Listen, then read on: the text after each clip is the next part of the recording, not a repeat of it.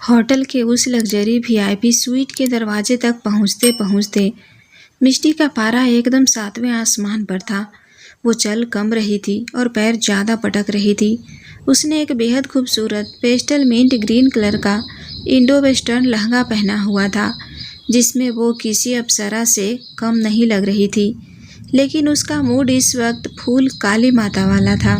Mummy, मैं आपको 100वीं बार बोल रही हूँ, मुझे यह सब ड्रामा नहीं करना। मिष्टी ने अपनी माँ का हाथ पकड़कर लगभग झटकते हुए कहा, मेरी उम्र अभी सिर्फ 26 साल है। 26? हॉलीवुड में लोग 40 की उम्र में शादी करते हैं और आप लोगों को अभी से मेरी विदाई के सपने आ रहे हैं।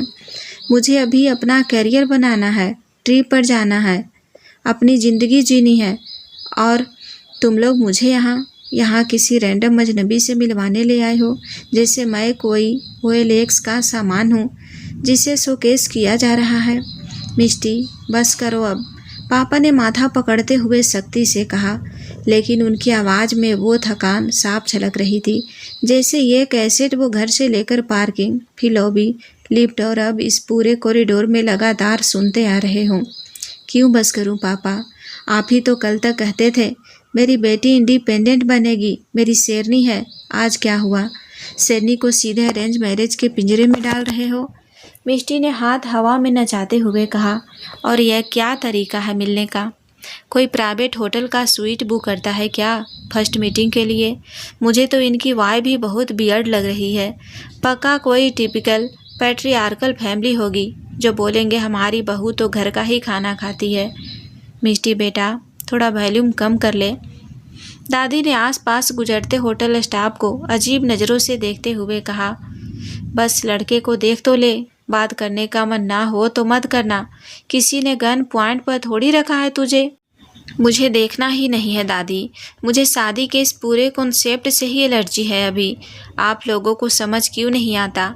मेरा वीकेंड बर्बाद कर दिया। सुबह से मुझे उस टॉर्चर चेंबर जैसे पार्लर में बिठाकर मेरे बालों पर जो केमिकल थोपे गए हैं ना, मेरा आधा दिमाग तो उसी से ख़राब हो गया है। दरवाजे के बाहर खड़े होकर ये ओवर एक्टिंग करने से कुछ नहीं होगा। माँ ने उसका हाथ पकड़कर ज़बरदस्ती आगे की तरफ खींचा। अंदर चलो, बस तमीज़ से मिल लो एक बार, स्माइल करना, और प्लीज़ अपने उस मैं शादी के खिलाफ हूँ वाले भाषण को म्यूट पर रखना। मिष्टी कहाँ रुकने वाली थी? वो बड़बड़ाती रही, यह सरासर इमोशनल ब्लैकमेल है। मुझसे पूछा तक नहीं, हर बार यही नाटक। मुझे लगता है मैंने इस फैमिली में पैदा होकर सबसे बड़ी गलती की है। मैं पक्का एडॉप्टेड हूँ, तभी आप लोग मुझे इतनी जल्दी घर से निकालना चाहते हो। माँ ने गुस्से से उसे घूरा और आखिरकार स्वीट का भारी महोगनी दरवाज़ा खटखटाया। और सुनो, मिष्टी ने आखिरी बार धमकी देने वाले अंदाज में अपनी आवाज़ को फुसफुसाहट में बदला। मैं अंदर जाऊंगी, सोफे पर बैठूंगी और 5 मिनट में उस लड़के को बोल दूंगी कि मुझे गोल रोटियां बनानी नहीं आती, मैं रोज़ सुबह उठकर योगा नहीं करती और मुझे कुत्तों से ज़्यादा इंसानों से चिढ़ है। फिर मत बोलना कि मैंने रिश्ता तोड़वा दिया। मैं खुद रिजेक्ट होकर आऊँगी। ठीक है महारानी, जो मर्जी कर लेना, बस अब अपना ये रेडियो बंद कर लो, पापा ने पूरी तरह हार मानते हुए कहा। दरवाज़ा खुला। अंदर से एक बहुत ही हाई क्लास परफ्यूम की हल्की सी महक आई। कमरा किसी रॉयल पैलेस से कम नहीं था। शानदार इंटीरियर, क्रिस्टल के झूमर और महंगी पेंटिंग्स। सामने वाले बड़े से सोफे पर लड़की की फैमिली बैठी थी, जो उन्हें देखते ही पूरी एक्साइटमेंट और बड़ी बड़ी स्माइल्स के साथ खड़ी हो गई। आइए आइए, हम आपका ही वेट कर रहे थे। लड़के की माँ ने अपनी डिजाइनर सिल्क साड़ी को ग्रेसफुली संभालते हुए कहा। मिष्टी अंदर तो आ गई थी, लेकिन उसका मुंह अभी भी बड़बड़ाने के मूड में खुला ही हुआ था। वो अंदर आकर भी पीछे मुड़कर अपनी मम्मी को आंखों ही आंखों में कोई और धमकी देने ही वाली थी कि तभी उसकी नज़र सोफे के कॉर्नर पर बैठे उस शख्स पर पड़ी, जो मिष्टी पिछले 2 घंटे से एक नॉन स्टॉप एक्सप्रेस ट्रेन की तरह चल रही थी। उस पर जैसे अचानक किसी ने इमरजेंसी ब्रेक लगा दिया। उसके होठ खुले के खुले रह गए और गले से आवाज़ एकदम गायब हो गई। लड़का हद से ज़्यादा हैंडसम था। ऐसा लगा जैसे किसी इंटरनेशनल ब्रांड के परफ्यूम का कोई लाइव मॉडल सामने बैठा हो। उसने डार्क चारकोल ग्रे कलर का एकदम परफेक्ट फिटेड 3 पीस सूट पहना हुआ था। उसकी sharp jawline, sleek hairstyle और चेहरे पर वो डार्क इंटेंस का लुक, सब कुछ इतना अट्रैक्टिव था कि मिष्टी की पलकें झपकना ही भूल गई। लेकिन सबसे बड़ी बात, इतने लोगों के आने, शोर मचने और एक्साइटमेंट के बावजूद उस लड़के ने एक बार भी सिर उठाकर मिष्टी की तरफ देखा तक नहीं। उसका पूरा फोकस अपने फ़ोन के स्क्रीन पर था। उसकी उंगलियां बहुत तेज़ी से कुछ टाइप कर रही थी और उसकी आंखों में एक ऐसी ठंडी सीरियसनेस थी जैसे उसे इस बात से कोई फ़र्क ही नहीं पड़ रहा था कि उसके सामने दुनिया की सबसे खूबसूरत लड़की खड़ी है। वो rough and tough I don't care वाला एटीट्यूड देखकर मिष्टी का ईगो एक सेकंड में हर्ट भी हुआ, लेकिन साथ ही उसके अंदर की सारी बक बक किसी गहरे सन्नाटे में बदल गई। कमरे के अंदर कदम रखते ही मिष्टी की बड़बड़ाहट जैसे किसी ने म्यूट बटन दबाकर बंद कर दी थी। जो लड़की पिछले 2 घंटे से एक वॉशिंग मशीन की तरह गोल गोल घूमकर अपने ही घर वालों का दिमाग धो रही थी, वो अब एकदम भूत बनकर खड़ी थी। सामने सोफे के एक कोने पर जो शख्स बैठा था, उसे देखकर एक पल के लिए मिष्टी के दिमाग के सारे सर्वर क्रैश हो गए थे। भाई साहब, ये इंसान है या किसी ग्रीक गॉड का एआई जनरेटेड 3D मॉडल? मिष्टी के दिमाग ने तुरंत अपनी पहली टिप्पणी पास की। मतलब इतना परफेक्ट कोई कैसे हो सकता है? ये dark charcoal grey Italian suit, वो स्लीक सेट किए हुए बाल और वो शार्प जॉलाइन, ऐसा लग रहा है जैसे किसी ने पत्थर को तराश कर फुर्सत में बैठकर बनाया है इसे। लेकिन उसकी यह तारीफ सिर्फ अगले 3 सेकंड तक ही टिक पाई, क्योंकि चौथे सेकंड में मिष्टी का ईगो पूरी तरह से हर्ट हो गया। इतने लोगों के कमरे में आने, उसके पापा के जोर से गले मिलने, मम्मी के ओवर एक्साइटेड होकर स्माइल करने और खुद मिष्टी जैसे खूबसूरत लड़की के सामने खड़े होने के बावजूद उस लड़के ने अपना सिर उठाकर एक बार भी नहीं देखा।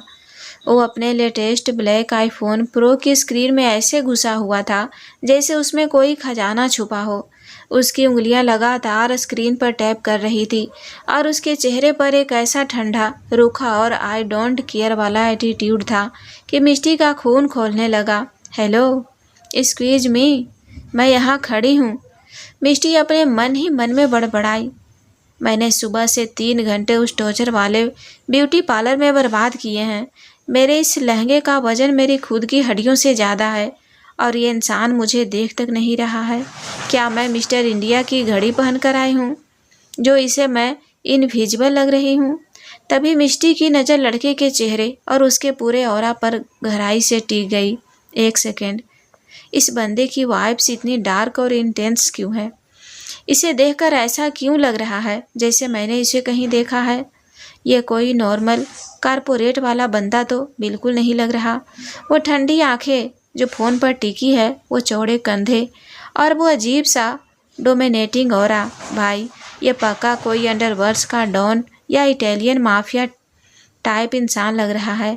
कहीं इसके सूट के अंदर गन तो नहीं छुपी? सिट, मैंने तो क्राइम पेट्रोल के एपिसोड्स में देखा है, ऐसे ही हद से ज़्यादा हैंडसम और अमीर दिखने वाले लड़के बाद में साइकोपैथ सीरियल किलर निकलते हैं जो अपनी बीवियों को सूटकेस में बंद कर देते हैं। मिष्टी का दिमाग 200 किलोमीटर प्रति घंटे के स्पीड से दौड़ रहा था। उसका इमेजिनेशन उसे हॉरर मूवी के सेट तक ले जा चुका था। इतने में लड़के की मम्मी, जिनका नाम मीरा था, अपनी भारी डिजाइनर सिल्क साड़ी को संभालते हुए आगे आई और मिष्टी को देखकर खुशी से चहकने लगी। अरे वाह सुनीता जी, आपकी बेटी तो बिल्कुल चांद का टुकड़ा है। फोटोज में तो खूबसूरत थी ही, लेकिन सामने से तो नज़र ही नहीं हट रही मेरी। आओ बेटा मिष्टी, यहाँ बैठो। मीरा आंटी ने मिष्टी का हाथ पकड़कर उसे ठीक उस सोफे के सामने वाले काउच पर बिठा दिया जहाँ वो मिस्टर माफिया बैठा हुआ था। मिष्टी ने एक फेक सी स्माइल दी और मन में बड़बड़ाई, हाँ आंटी जी, आपकी तो नज़र नहीं हट रही, लेकिन अपने इस लाडले बेटे को देखिए जिसकी नज़र अपने फ़ोन से नहीं हट रही है। चांद का टुकड़ा यहाँ बैठा है और आपका बेटा उसे ग्रहण लगा रहा है। इडियट कहीं का। दोनों परिवारों के बीच वो टिपिकल और बोरिंग अरेंज मैरिज वाली बातचीत शुरू हो गई। मिष्टी के पापा राजीव जी ने लड़के के पापा विक्रम जी से बात शुरू की। हाँ विक्रम भाई साहब, ट्रैफिक तो आजकल बहुत बढ़ गया है सिटी में। आपको आने में कोई प्रॉब्लम तो नहीं हुई? अरे नहीं राजीव जी, हमने तो वैसे भी अपना पर्सनल ड्राइवर ले लिया था, तो कोई दिक्कत नहीं आई। विक्रम जी ने अपनी अमीरी का हल्का सा फ्लॉन्ट करते हुए कहा। दादी शांति जी भी पीछे नहीं रही। लड़का तो हमारा माशाअल्लाह बहुत ही होनहार लग रहा है। क्या नाम बताया था आपने इसका? अथर्व। लड़कों के परिवार के सबसे बुजुर्ग इंसान अथर्व के दादाजी प्रताप सिंह ने अपनी भारी और अबदार आवाज़ में कहा। दादाजी के चेहरे पर एक सख्त एक्सप्रेशन था और उनके हाथ में एक सिल्वर हैंडल वाली छड़ी थी। अथर्व, नाम तो अच्छा है लेकिन हरकतें बिल्कुल पत्थर वाली है। मिष्टी ने सामने बैठे अथर्व को घूरते हुए सोचा, ये बंदा यहाँ आया क्यों है जब इसे कोई इंटरेस्ट ही नहीं है। साफ दिख रहा है कि इसकी फैमिली ने इसे ज़बरदस्ती किसी इमोशनल ब्लैकमेलिंग से यहाँ लाकर बिठाया है। शायद दादाजी ने अपनी जायदाद से बेदखल करने की धमकी दी होगी, तभी ये यहाँ मूर्ति की तरह बैठा है। लेकिन भाई, अगर तुझे इंटरेस्ट नहीं है तो मना कर देता। मेरे पीछे क्यों पड़े हैं ये लोग? अब तो मुझे पक्का 200% इस इंसान से शादी नहीं करनी। एक तो खड़ूस, ऊपर से इग्नोर करने वाला एटीट्यूड। ना बाबा ना, मुझे अपनी लाइफ में कोई ऐसा टॉक्सिक ड्रामा नहीं चाहिए। मिष्टी की चीड़ अब उसके चेहरे पर भी साफ दिखने लगी थी। वो जानबूझकर जोर जोर से सांसें छोड़ रही थी, अपने लहंगे की चुन्नटें ठीक कर रही थी और कभी कभी खांसने की एक्टिंग कर रही थी ताकि उस इंसान का ध्यान एक सेकेंड के लिए तो टूटे। लेकिन अथर्व, वो तो जैसे किसी दूसरे ही डायमेंशन में था। उसका फ़ोन पर कुछ टाइप करना और बीच बीच में अपनी उंगलियों से स्क्रीन स्वाइप करना लगातार जारी था। तभी सन्नाटे और इग्नोरेंस को दादाजी प्रताप सिंह की तेज और सख्त आंखों ने नोटिस कर लिया। उन्होंने देखा कि उनका पोता, जिसके लिए लड़की वाले सामने बैठे हैं, वो अपना ही दुनिया में मगन है। दादाजी का पारा चढ़ गया। उन्होंने अपनी छड़ी जमीन पर हल्की सी पटकी और एक बहुत ही भारी चेतावनी भरी आवाज़ में अपना गला साफ किया। अहम अहम। लेकिन अथर्व तो अधर्व था। उसने सिर्फ एक सेकेंड के लिए अपनी उंगलियां रोकी, लेकिन नज़रें अभी भी फ़ोन पर ही थी। दादाजी ने इस बार अपनी सख्त नज़रों से अथर्व को ऐसे घूरा जैसे उसे आंखों से ही भस्म कर देंगे। अथर्व। उन्होंने भारी और ठंडी आवाज़ में उसका नाम लिया। उस एक शब्द में इतना प्रेशर और ऑर्डर था कि पूरे कमरे का माहौल एकदम से सीरियस हो गया। अथर्व ने फाइनली अपनी उंगलियां स्क्रीन से हटाई। उसने गहरी सांस ली, जो साफ बता रही थी कि वो इस वक्त यहाँ होने से कितना फ्रस्ट्रेटेड है। उसने बहुत ही स्लो मोशन में अपना सिर ऊपर उठाया। मिष्टी की धड़कन एक सेकेंड के लिए मिस हो गई। जब उन दोनों की नज़रें मिली, अथर्व की आंखें एकदम डार्क और डीप थी, जैसे कोई गहरा समंदर जिसमें डूबने का खतरा 100% हो। उसका ऑरा इतना हैवी और डोमिनेटिंग था कि मिष्टी को लगा जैसे कमरे का टेम्परेचर अचानक से माइनस में चला गया हो। लेकिन अथर्व के चेहरे पर कोई स्माइल नहीं थी, कोई एक्सप्रेशन नहीं था। उसने बस मिष्टी की तरफ एक बहुत ही कैजुअल डेडपैन लुक दिया, जैसे वो किसी इंसान को नहीं बल्कि दीवार पर टंगी किसी बोरिंग सी पेंटिंग को देख रहा हो। और फिर बिना किसी इमोशनल के, बिना कोई स्माइल के, उसने अपनी डीप और हस्की आवाज़ में सिर्फ एक शब्द कहा, हाय। और इसके तुरंत बाद बिना मिष्टी के जवाब का इंतज़ार किए उसने वापस अपना सिर नीचे झुकाया और दोबारा अपने फ़ोन में लग गया। बस मिष्टी के सब्र का बांध अब पूरी तरह टूट चुका था। जो लड़की पिछले 2 घंटे से अपनी भड़ास निकालने का बहाना ढूंढ रही थी, उसे अब एक सॉलिड पॉइंट मिल गया था। मिष्टी से अब और कंट्रोल नहीं हुआ। उसने अपनी मम्मी की वो चुप रहना वाली घूरती हुई आंखों को पूरी तरह इग्नोर किया और सोफे पर थोड़ा आगे की तरफ खिसक कर बैठी। बस हाय। मिष्टी की आवाज़ कमरे में गूंजी। उसकी टोन में इतना गजब का सार्केजम और ड्रामा था कि दोनों परिवारों के लोग एकदम से चौंक कर उसकी तरफ देखने लगे। मतलब सीरियसली? मिष्टी ने अपने हाथों से ड्रामेटिक तरीके से हवा में इशारा करते हुए अपनी नॉन स्टॉप बकवास शुरू की। आप लोगों ने मुझे यहाँ एक रोबोट से मिलवाने के लिए बुलाया है क्या? नहीं, क्योंकि मैंने सुना था कि इंसान बात करते हैं, लेकिन इन्हें देखकर लग रहा है जैसे इनका सॉफ्टवेयर अपडेट होना अभी बाकी है। मिष्टी, ये क्या तरीका है? मिष्टी के पापा ने तुरंत उसे टोकने की कोशिश की, लेकिन मिष्टी तो अब फुल फॉर्म में आ चुकी थी। अरे पापा, आप बीच में मत बोलिए प्लीज़। मिष्टी ने हाथ उठाकर पापा को चुप कराया और वापस अथर्व की तरफ देखा, जो अभी भी फ़ोन में देख रहा था, लेकिन अब उसकी उंगलियों की स्पीड थोड़ी स्लो हो गई थी। शायद वो सुन रहा था। Mister Atharva, right? मिष्टी ने सीधे उसे ताना मारते हुए कहा, देखिए, मुझे नहीं पता कि आप कौन सी मल्टीनेशनल कंपनी की डील इस वक्त अपने फ़ोन पर फाइनल कर रहे हैं, या फिर आप मार्वल के नए सुपर हीरो हैं जिसे अभी अभी दुनिया बचाने का कोई सीक्रेट मैसेज आया है। लेकिन अगर आप इतने ही बिजी थे तो यहाँ आने का कष्ट क्यों किया? मतलब आपके इस हाई में इतनी ज़्यादा एनर्जी और इमोशनल था कि मुझे लगा कहीं मुझे हार्ट अटैक ना आ जाए खुशी के मारे। कमरे में एकदम सन्नाटा छा गया। अथर्व की मम्मी मीरा आंटी का मुंह आधा खुला का खुला रह गया था और दादाजी प्रताप सिंह मिष्टी को एक अजीब सी हैरानी भरी नज़रों से देख रहे थे। लेकिन मिष्टी रुकी नहीं। उसकी भड़ास अभी पूरी कहाँ हुई थी। देखिए, मुझे भी इस पूरी शादी वादी की मीटिंग में कोई इंटरेस्ट नहीं था। मैं भी अपनी फैमिली के इमोशनल अत्याचार का शिकार होकर यहाँ आई हूँ, लेकिन कम से कम मैं इतनी बेसिक तमीज़ तो रखती हूँ कि अगर सामने वाला बैठा है तो उसे एक इंसान की तरह ट्रीट करूँ, किसी वाईफाई राउटर की तरह नहीं, जिसे आप बस तभी देखते हैं जब आपका इंटरनेट काम नहीं कर रहा होता। मिष्टी ने गहरी सांस ली और अपना लहंगे का दुपट्टा झटकते हुए पीछे सोफे पर टेक लगाकर बैठ गई। अगर आपको यहाँ ज़बरदस्ती लाया गया है तो भाई साफ साफ अपनी फैमिली को बोल देते। यह क्या तरीका है कि सामने एक इतनी सुंदर लड़की, मेरा मतलब है सामने एक इंसान बैठा है और आप ऐसे इग्नोर कर रहे हैं जैसे मैं कोई टर्म्स एंड कंडीशंस का पेज हूँ जिसे बिना पढ़े आप बस एग्री पर टिक करना चाहते हैं। Let me tell you mister, मेरे अंदर इतना एटीट्यूड है कि मैं खुद अपने आप को भाव नहीं देती, तो आपका ये माफिया बॉस वाला सस्ता ईगो तो मैं बिल्कुल बर्दाश्त नहीं करने वाली। So thank you so much for your very warm and emotional hi. लेकिन मेरी तरफ से इस रिश्ते के लिए एक बहुत बड़ा बोल्ड लेटर्स वाला नो है। मिष्टी का यह पूरा लंबा चौड़ा भाषण सुनकर कमरे में ऐसा सन्नाटा पसर गया जैसे किसी ने टाइम ही रोक दिया हो। मिष्टी के पापा ने तो शर्म से अपना सिर झुका लिया और मम्मी मिष्टी को वैसे घूर रही थी जैसे घर जाते ही उसे कच्चा चबा जाएंगी। लेकिन सबसे बड़ा रिएक्शन वहाँ से आया जहाँ से किसी को उम्मीद नहीं थी। अथर्व, जो अब तक अपने फ़ोन में घुसा हुआ था, उसने फाइनली अपना फ़ोन लॉक किया और उसे पास रखे कांच के टेबल पर रख दिया। उसने अपना सिर उठाया और इस बार पूरी तरह से सीधी नज़रों से मिष्टी को देखा। उसकी वो डार्क इंटेंस आँखों में अब इग्नोरेंस नहीं था, बल्कि एक अजीब सी चमक थी।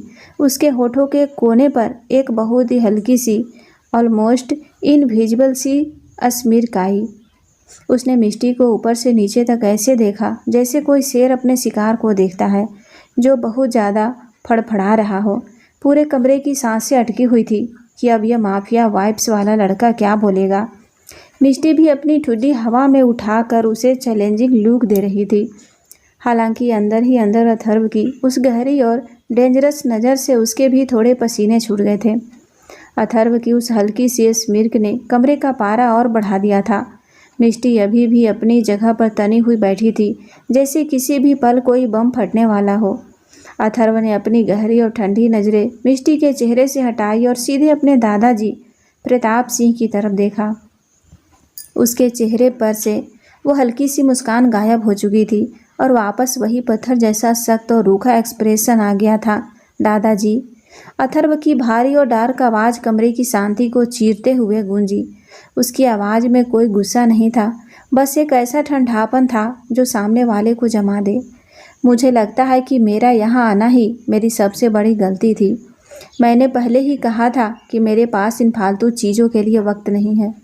कमरे में बैठे सभी लोगों की सांसें जैसे गले में ही अटक गई। मिष्टी के पापा के चेहरे का रंग उड़ चुका था। अथर्व ने अपनी जगह से बहुत ही शान और गुरूर के साथ उठते हुए अपने डार्क चारकोल ग्रे सूट का बटन लगाया। उसकी हर एक मूवमेंट में एक अजीब सा डोमिनेशन और पावर था। उसने अपनी कलाई पर बंधी महंगी रोलेक्स घड़ी पर नज़र डाली और फिर से दादाजी की तरफ देखा। मेरा बहुत टाइम वेस्ट हो चुका है यहाँ, और जहाँ तक रही बात इस शादी की। अथर्व बीच में रुका। उसने अपनी गर्दन हल्की सी घुमाई और उसकी वो खतरनाक समंदर जैसी गहरी आंखें वापस मिष्टी पर आकर टिक गई। उसने मिष्टी को ऊपर से नीचे तक ऐसे देखा जैसे वो कोई बहुत ही इरिटेटिंग और फालतू सी चीज़ हो। मुझे अपने घर में कोई लाउड स्पीकर नहीं चाहिए जिसका वॉल्यूम कंट्रोल उसके खुद के हाथ में ना हो। मैं जा रहा हूँ। इतना कहकर अथर्व ने मिष्टी को आखिरी बार वो तुम मेरे लेवल की नहीं हो वाली नज़रों से देखा और बिना किसी और की तरफ देखे, बिना अपने मम्मी पापा या मिष्टी के घर वालों को अलविदा कहे, सीधे स्वीट के दरवाजे की तरफ मुड़ गया। उसके महंगे इटालियन लेदर शूज की भारी टक टक आवाज़ उस सन्नाटे वाले कमरे में गूंजती रही और अगले ही पल दरवाज़ा खुला और वो बिना पीछे मुड़े बाहर निकल गया। कुछ सेकेंड तक तो कमरे में एकदम शमशान जैसी शांति छाई रही। मिष्टी के घर वालों को तो जैसे लकवा ही मार गया था, लेकिन मिष्टी वो लाउड स्पीकर का टैग सुनकर शांत कैसे रह सकती थी। लाउड स्पीकर किसे बोला बे? मिष्टी एकदम झटके से सोफे से उछलकर खड़ी हो गई। उसका गुस्सा अब सचमुच ज्वालामुखी की तरफ फट पड़ा था। अरे वो घमंडी इंसान खुद तो किसी खराब टीवी के रिमोट की तरह म्यूट बटन पर अटका हुआ है और मुझे लाउड स्पीकर बोल रहा है। एक्सक्यूज में मिस्टर वागिंग फ्रीजर, मुझे भी कोई शौक नहीं है तुम जैसे अकड़ू सड़े हुए और इगोस्टिक इंसान से शादी करने का, जिसके चेहरे पर हमेशा 12 बजे हो और जो खुद को किसी हॉलीवुड माफिया मूवी का डॉन समझता हो। मेरी भी ना है, 100% ना। मिष्टी दरवाजे की तरफ मुंह करके पूरी जान लगाकर चिल्लाई थी। हालांकि अथर्व तब तक जा चुका था और उसे कुछ सुनाई नहीं दे रहा था। फिर वो अपने मम्मी पापा की तरफ पलटी, जो सदमे में अपना सिर पकड़कर बैठे थे। मम्मी पापा, मैंने आपको घर पर ही कहा था कि मुझे शादी वादी का ड्रामा नहीं करना है। देख लिया आप लोगों ने इस इंसान का एटीट्यूड। मुझे तो लगता है इसके अंदर कोई फीलिंग्स ही नहीं है, बस बर्फ़ भरी हुई है। मैं नीचे कार में जा रही हूँ, आप लोग अपनी ये जो भी सॉरी वोरी बोलनी है बोलकर जल्दी नीचे आना। मेरा यहाँ एक सेकेंड और रुकने का मन नहीं है। इतना कहकर मिष्टी ने अपना डिजाइनर पर्स उठाया, अपनी भारी मिंट ग्रीन लहंगे को एक हाथ से झटके से पकड़ा और पैर पटकते हुए तूफान की तरह स्वीट से बाहर निकल गई। दरवाज़ा उसके पीछे ज़ोर से बंद हुआ। अब कमरे में सिर्फ दोनों परिवार बचे थे। मिष्टी के पापा राजीव जी और मम्मी सुनीता जी की हालत ऐसी थी जैसे किसी ने उन्हें बीच चौराहे पर ला खड़ा किया हो। उन्होंने सचमुच शर्मिंदगी से अपना माथा पीट लिया था। प्रताप जी, विक्रम भाई साहब, हमें सच में बहुत शर्मिंदगी हो रही है, राजीव जी ने हाथ जोड़ते हुए कांपती हुई आवाज़ में कहा। उनके माथे पर पसीने की बूंदें साफ चमक रही थी। बच्ची है, आजकल की लड़कियां थोड़ी मुंहफट होती है, उसे समझ नहीं आया कि वो किससे बात कर रही है। सुनीता जी भी लगभग रोने वाली शक्ल बनाकर बोली, हाँ मीरा जी, हमें माफ़ कर दीजिए। मिष्टी दिल की बुरी नहीं है, बस थोड़ी जिद्दी है। हमें बिल्कुल अंदाज़ा नहीं था कि बात इतनी बिगड़ जाएगी। हमने उसे बहुत लाड़ प्यार से बड़ा किया है, इसीलिए वो बिना सोचे समझे कुछ भी बोल देती है।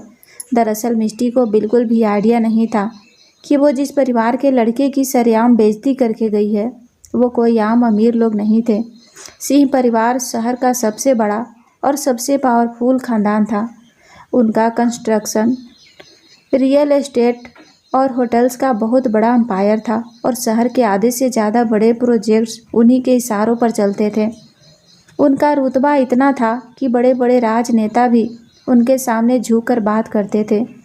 ऐसे पावरफुल और ख़तरनाक परिवार के सामने मिष्टी की इस तरह की बकवास ने उसके माता पिता की जान ही निकाल दी थी। उन्हें डर सता रहा था कि कहीं सिंह परिवार इस बेइज्जती का बदला उनके छोटे से बिजनेस को तबाह करके ना ले। दादाजी प्रताप सिंह अभी भी अपनी छड़ी के सहारे बिल्कुल शांत बैठे थे। उनके चेहरे का एक्सप्रेशन पढ़ना बहुत मुश्किल था। वो ना तो बहुत ज़्यादा गुस्से में लग रहे थे और ना ही शांत। विक्रम जी और मीरा जी भी अजीब सी उलझन में थे, क्योंकि आज तक उनके बेटे अथर्व के सामने किसी ने भी इस तरह आवाज़ ऊंची करने की हिम्मत नहीं की थी। वो अभी इतनी छोटी सी लड़की ने। राजीव जी, दादाजी की भारी और सख्त आवाज़ गूंजी तो मिष्टी के पापा और भी ज़्यादा सिकुड़ गए। हाथ नीचे कर लीजिए, जो होना था वो हो गया। कमरे में एक बहुत ही भारी तनाव पसरा हुआ था और मिष्टी के माता पिता बस भगवान से यही दुआ कर रहे थे कि किसी भी तरह से वो लोग यहाँ से सुरक्षित बाहर निकल जाएं। राजीव जी और सुनीता जी हाथ जोड़े, नज़रें झुकाए बस सिंह परिवार के सामने अपनी बेटी की गुस्ताखी की सज़ा का इंतजार कर रहे थे। कमरे का भारी सन्नाटा उन्हें अंदर तक डरा रहा था। उन्हें लग रहा था कि अभी दादाजी अपनी छड़ी उठाएंगे और उन्हें हमेशा के लिए बर्बाद करने की धमकी दे डालेंगे। लेकिन तभी कमरे में कुछ ऐसा हुआ जिसकी उम्मीद किसी को नहीं थी। दादाजी प्रताप सिंह के सख्त और झुर्रियों वाले चेहरे पर अचानक एक अजीब सी हलचल हुई। उनकी ठंडी आंखों में एक चमक आई और फिर वो ज़ोर ज़ोर से हंसने लगे। उनकी वो भारी रौबदार हंसी पूरे स्वीट में गूंज उठी। विक्रम जी और मीरा जी ने भी हैरानी से अपने पिता की तरफ देखा, क्योंकि उन्होंने सालों से प्रताप सिंह को इस तरह खुलकर हंसते हुए नहीं देखा था। प्रताप जी, राजीव जी ने कन्फ्यूजन और डर के मारे हकलाते हुए पूछा।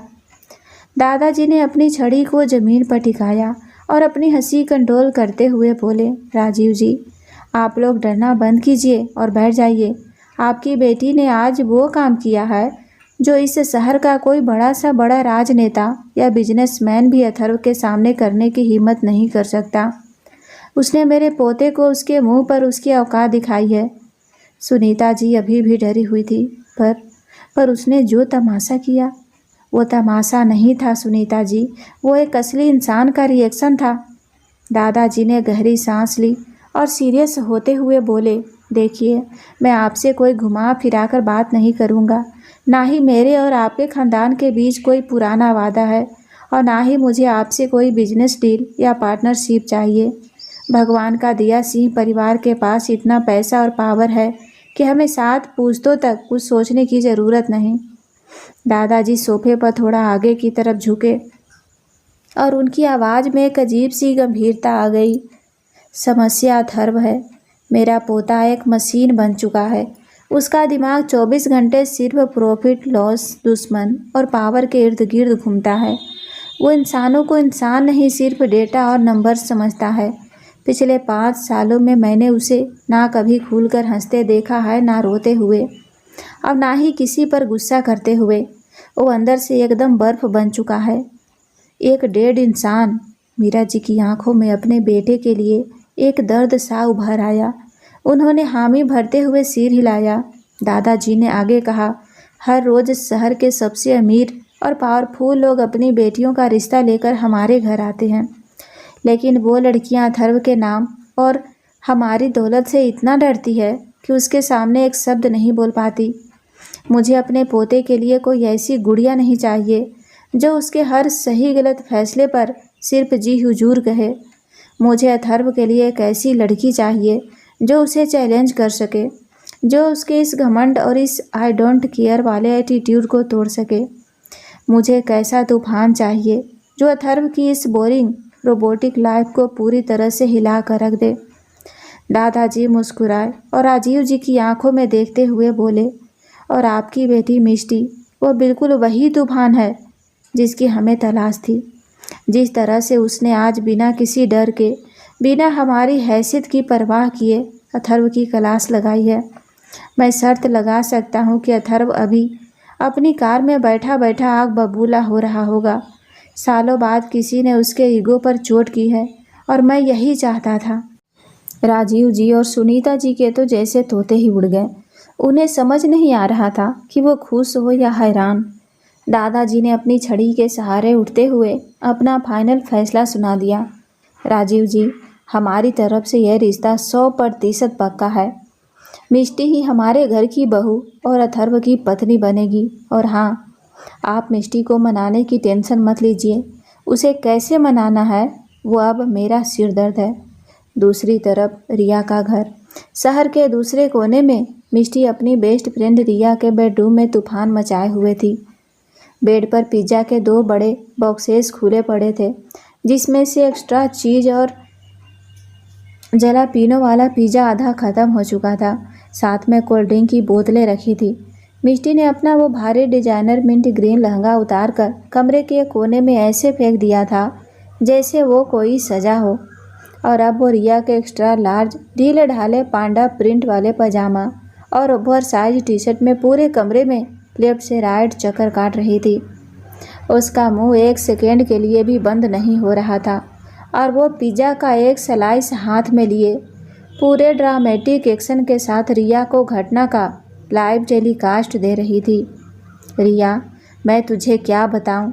मतलब मैं वहाँ खड़ी हूँ, फूल तैयार होकर, मेरे लहंगे का वजन 15 किलो, मेरे बालों में 50 पीने चुभ रही है, और वो इंसान मुझे ऐसे इग्नोर कर रहा था जैसे मैं कोई यूट्यूब का अनस्क्रिपेबल ऐड हूँ जिसे वो बस जल्दी से हटने का वेट कर रहा हो। रिया, जो बेड पर पालथी मार कर बैठी थी, एक हाथ में पेप्सी का ग्लास लिए अपनी आंखें बड़ी बड़ी किए सब सुन रही थी। अच्छा, फिर क्या हुआ? तूने कुछ बोला नहीं? बोला नहीं? तू मुझे जानती नहीं है क्या? मिष्टी ने पिज़्ज़ा का एक बड़ा बाइट लिया और चबाते हुए बोली, मैंने ऐसी क्लास लगाई है ना उसकी कि याद रखेगा। पर भाई साहब, उसका एटीट्यूड, मतलब जब उसके दादाजी ने उसे आवाज़ लगाई तो उसने ऐसे स्लो मोशन में सिर उठाया जैसे किसी साउथ इंडियन मूवी का हीरो एंट्री ले रहा हो। उसकी आंखें इतनी डार्क थी, कसम से एक सेकेंड के लिए तो मेरी ही हवा टाइट हो गई थी। मुझे लगा पक्का अपने कोट के अंदर से गन निकालेगा और मुझे शूट कर देगा। पूरी माफिया डॉन वाली वाइब आ रही थी उससे। रिया की आंखों में अचानक से एक रोमांटिक चमक आ गई। उसने अपना गाल हाथ पर टिकाते हुए कहा, यार मिष्टी, डार्क आंखें, इटालियन सूट, माफिया वाइब और इग्नोर करने वाला एटीट्यूड, हाय, ये तो बिल्कुल वाटपैड की डार्क रोमांस नोवेल वाले टॉक्सिक लेकिन हॉट हीरो जैसा लग रहा है। नाम क्या बताया तूने उसका? अथर्व, मिष्टी ने मुंह बनाते हुए कहा। और तू ये अपनी नोवेल्स की फैंटेसी दुनिया से बाहर आ जा मेरी माँ। रियल लाइफ में ऐसे लड़के रेड फ्लैग नहीं, पूरा का पूरा रेड सायरन होते हैं। वो हैंडसम था, मैं मानती हूँ, बल्कि कुछ ज़्यादा ही हैंडसम था। ऐसा लग रहा था कि भगवान ने उसे फुर्सत में बैठकर 3D प्रिंटर से निकाला है। लेकिन उसके चेहरे पर जो घमंड था ना, उफ, मुझे तो लगता है वो इंसान शीशे के सामने खड़ा होकर खुद ही को किस करता होगा। रिया जोर से हंस पड़ी, पागल है तू। पर उसने कुछ तो बोला होगा, कोई डायलॉग, कोई कमबैक। मिष्टी एकदम रुक गई। उसने पिज़्ज़ा का स्लाइस बॉक्स में वापस रखा और रिया की तरफ मुड़कर बिल्कुल सीधा खड़ी हो गई। उसने अपने चेहरे पर एकदम डेड सीरियस और खड़ूस सा एक्सप्रेशन बनाया।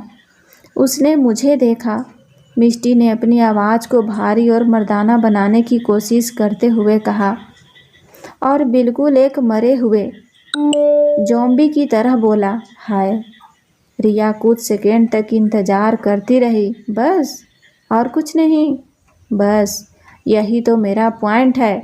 मिष्टी फिर से चिल्लाई, हवा में हाथ मारते हुए, मैंने इतनी अच्छी एंट्री ली, मेरे मम्मी पापा ने इतनी ओवर एक्टिंग की और उस वॉकिंग फ्रीजर ने सिर्फ एक हाय बोला, और वो भी ऐसे जैसे मुझ पर कोई एहसान कर रहा हो। और फिर एंड में जाते जाते पता है क्या बोला? अपने दादाजी को, मुझे अपने घर में कोई लाउड स्पीकर नहीं चाहिए। भाई, मेरी बेइज्जती करके गया है वो खड़ूस। Loud speaker? Oh shit. Riya bed पर लोट पोट होकर हंसने लगी। भाई, बंदे में स्वैग तो है। उसने तुझे तेरी ही भाषा में जवाब दे दिया। तू मेरी दोस्त है या उसकी PR मैनेजर? मिष्टी ने एक तकिया उठाकर रिया के मुंह पर दे मारा। देख रिया, मैं तो साफ बोल कर आ गई हूँ, मुझे शादी वादी नहीं करनी, और ऐसे सड़े हुए इंसान से तो बिल्कुल नहीं। मेरे मम्मी पापा अभी सदमे में होंगे, लेकिन मैं घर जाकर उन्हें सीधा बोल दूंगी कि उस माफिया बॉस को ब्लॉक करो। मुझे तो अब बस ये सोचना है कि मैं अपना अगला सोलो ट्रिप कहाँ प्लान करूँ। वो अथर्व सिंह और उसकी वो लाउड स्पीकर वाली बात, गो टू हेल। रिया हंसते हुए अपना पेट पकड़े हुए थी। मिष्टी, तूने जिस तरह से उसकी बैंड बजाई है ना, मुझे नहीं लगता वो सिंह परिवार इस बेइज्जती को इतनी आसानी से भूलने वाला है। कुछ तो बवाल होगा आगे। मिष्टी ने अपने बाल झटके और कॉन्फिडेंस से बोली, जो उखाड़ना है वो उखाड़ ले। मिष्टी किसी से नहीं डरती। Chapter close. मिष्टी को उस वक्त बिल्कुल अंदाज़ा नहीं था कि जिस चैप्टर को वो क्लोज समझ रही थी, असल में वो अभी शुरू ही हुआ था और वो वॉकिंग फ्रीजर बहुत जल्द उसकी पूरी लाइफ का टेम्परेचर बढ़ाने वाला था। इस घटना को बीते हुए पूरे 3 दिन हो चुके थे। मिष्टी ने घर पर साफ साफ कह दिया था कि उस वॉकिंग फ्रीजर का नाम अब इस घर में कोई नहीं लेगा। मम्मी पापा अभी भी सिंह परिवार के खौफ में जी रहे थे, लेकिन मिष्टी अपनी ही चिल लाइफ में वापस लौट चुकी थी। शनिवार की रात थी। रिया ने मिष्टी को ज़बरदस्ती शहर के सबसे एक्सक्लूसिव और high class black diamond lounge में एक बहुत ही high profile art exhibition cum charity gala में घसीट लिया था। रिया की इवेंट मैनेजमेंट कंपनी ने इस गाला का कुछ हिस्सा ऑर्गेनाइज किया था, इसीलिए उसे वीआईपी पासेस मिल गए थे। मिष्टी को इन अमीर और फेक लोगों की पार्टियों से सख्त नफरत थी, लेकिन आज वो कयामत ढा रही थी। उसने एक बेहद स्लीक मिडनाइट ब्लू कलर की सैटिन ड्रेस पहनी हुई थी, जो उसकी फिगर को परफेक्टली कॉम्प्लीमेंट कर रही थी। स्मोकी आइज, खुले करली बाल और हाई हील्स में वो किसी भी सुपर मॉडल को टक्कर दे रही थी, लेकिन उसका मूड एकदम खराब था। रिया, मैं तुझे आखिरी बार वार्निंग दे रही हूँ। मिष्टी ने अपने हाथ में पकड़े मॉकटेल के ग्लास को घूरते हुए कहा, यहाँ सारे लोग ऐसे बिहेव कर रहे हैं जैसे उन्होंने किसी पेंटिंग को देखकर ही मोक्ष प्राप्त कर लिया हो। वो सामने देख, वो आंटी उस खाली कैनवास को देखकर ऐसे सिर हिला रही है जैसे उसमें उन्हें आइंस्टीन का फार्मूला दिख गया हो। मुझे यहाँ घुटन हो रही है। रिया ने मिष्टी को चुप कराते हुए फुसफुसा कर कहा, चुप रह मिष्टी, ये शहर के टॉप बिलियनर्स हैं। मुझे बस अपने बॉस को शक्ल दिखानी है, फिर हम चलेंगे। तो प्लीज़ कोई तमाशा मत करना, जा कहीं शांति से बैठ जा। मिष्टी ने आंखें घुमाई। शांति तो यहाँ है ही नहीं, मैं जा रही हूँ बाहर हवा खाने। मिष्टी भीड़ से बचते हुए लाउंज के सबसे पीछे वाले हिस्से की तरफ निकल गई। वहाँ एक भारी कांच का दरवाज़ा था जिस पर restricted area only for VVIP लिखा था, लेकिन मिष्टी कहाँ किसी बोर्ड की सुनने वाली थी। उसने दरवाज़ा धक्का दिया और बाहर एक बहुत बड़े खुले टेरेस एरिया में आ गई। बाहर का नज़ारा बेहद खूबसूरत था। पूरे शहर की जगमगाती लाइट्स दिख रही थी और ठंडी हवा चल रही थी। यहाँ अंदर के बोरिंग क्लासिकल म्यूजिक का शोर भी नहीं था। टेरेस पर एकदम सन्नाटा और हल्का अंधेरा था, सिर्फ कुछ डीम लाइट्स जल रही थी। मिष्टी ने राहत की सांस ली और बालकनी की रेलिंग के पास जाकर खड़ी हो गई। उसने अपना फ़ोन निकाला और अपनी एक और दोस्त काव्या को वॉइस नोट रिकॉर्ड करने लगी। उसे अपनी भड़ास निकालने के लिए कोई तो चाहिए था। हाय काव्या, यार मैं तुझे क्या बताऊं, मैं इस वक्त दुनिया की सबसे बोरिंग जगह पर फंसी हुई हूँ। यहाँ लोग सिर्फ अपनी दौलत का शो ऑफ कर रहे हैं, और पता है, इन अमीर लोगों को देखकर मुझे बार बार उसी सड़े हुए इंसान की याद आ रही है, वही जो 3 दिन पहले मुझे देखने आया था, अथर्व सिंह। मिष्टी की आवाज़ उस सन्नाटे में एकदम साफ गूंज रही थी और वो अपनी पूरी फ्लो में थी।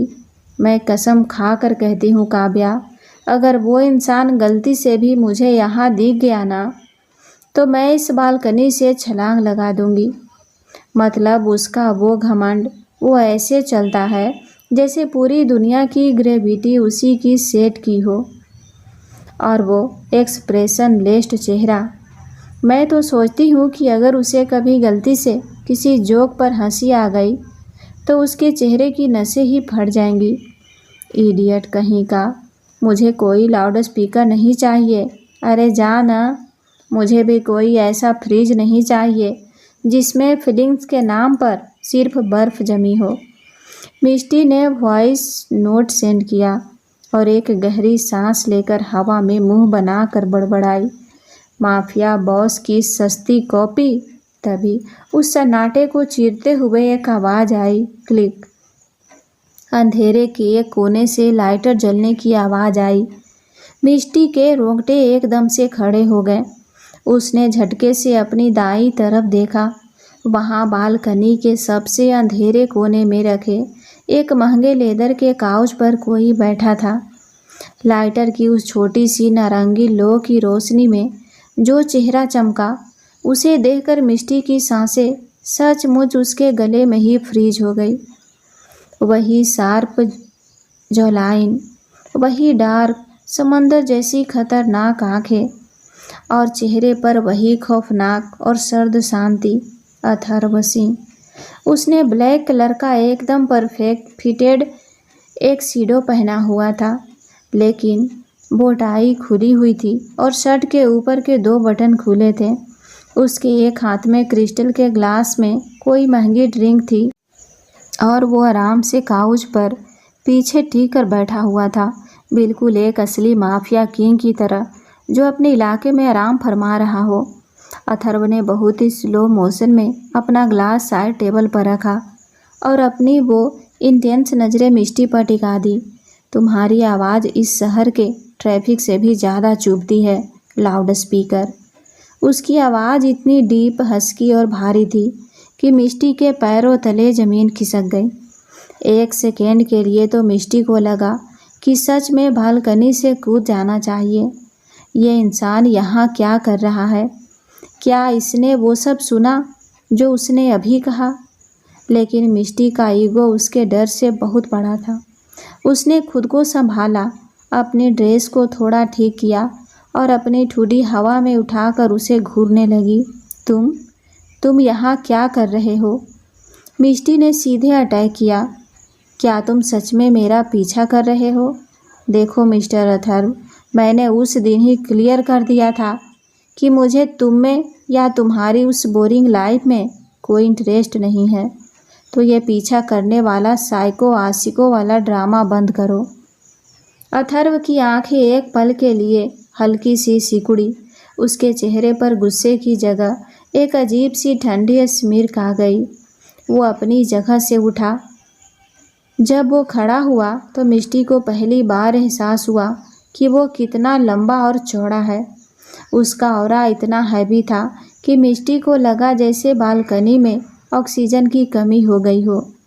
अथर्व बहुत ही आराम से लेकिन भारी कदमों के साथ मिष्टी की तरफ बढ़ने लगा। उसके जूतों की आवाज़ टेरेस के सन्नाटे में मिष्टी की धड़कनों के साथ सिंक हो रही थी। पीछा? अथर्व ने वो शब्द ऐसे बोला जैसे उसे कोई बहुत ही वाहियात जोक सुना दिया गया हो। वो चलते हुए मिष्टी के बिल्कुल सामने आकर रुक गया। उन दोनों के बीच मुश्किल से 1 कदम का फासला था। मिष्टी ने पीछे हटने की कोशिश की, लेकिन उसकी कमर बालकनी की ठंडी रेलिंग से टकरा गई। अब उसके पास पीछे जाने का कोई रास्ता नहीं था। अथर्व थोड़ा सा आगे की तरफ झुका। उसकी वो महंगी डार्क परफ्यूम की खुशबू मिष्टी के होश उड़ा रही थी।